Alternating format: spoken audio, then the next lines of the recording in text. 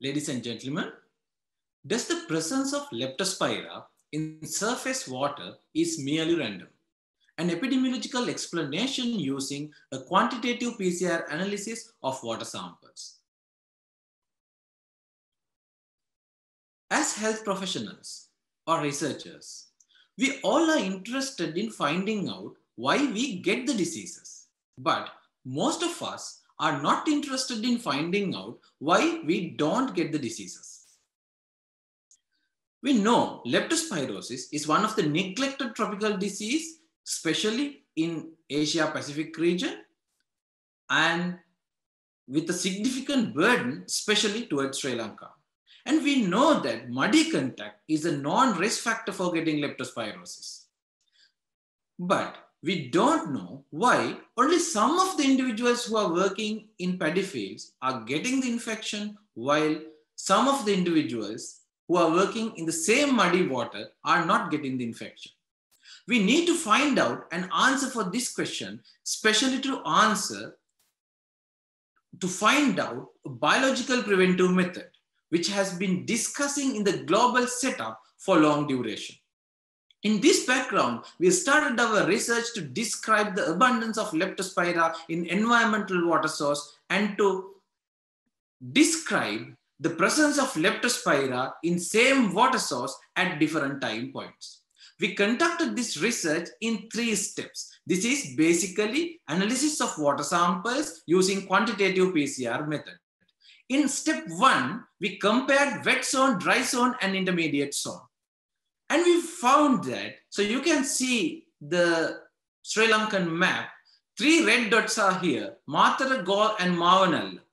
3 sites from wet zone were positive, while none of the sites in intermediate zone or dry zone were not positive. This indicates that the abundance is high in wet zone. This is an expected result, but we are getting enough cases of leptospirosis even in dry zone, especially during the rainy season. Based on the results of step 1, we planned our second step. We collected 26 water sources from different environmental sources in dry zone during the rainy season. So you can see the result in step 2 picture. There's only one pure red color dot.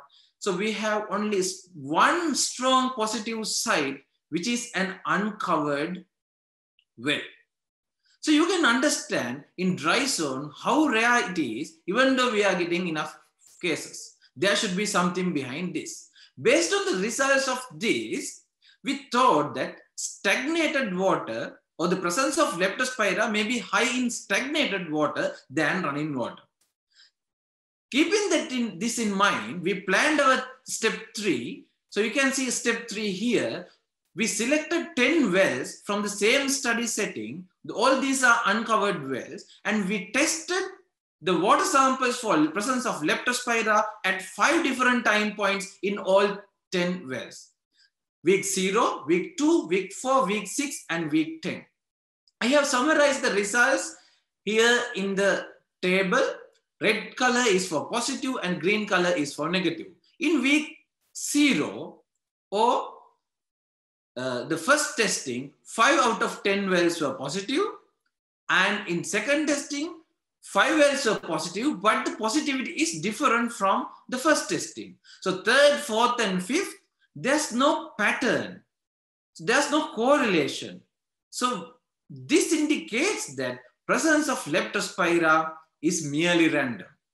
Also, we found that closer to lake, closer to farm, closer to forest, and ability or free flow of groundwater into the well are significant factors in some of the weeks that we have performed this water sample testing.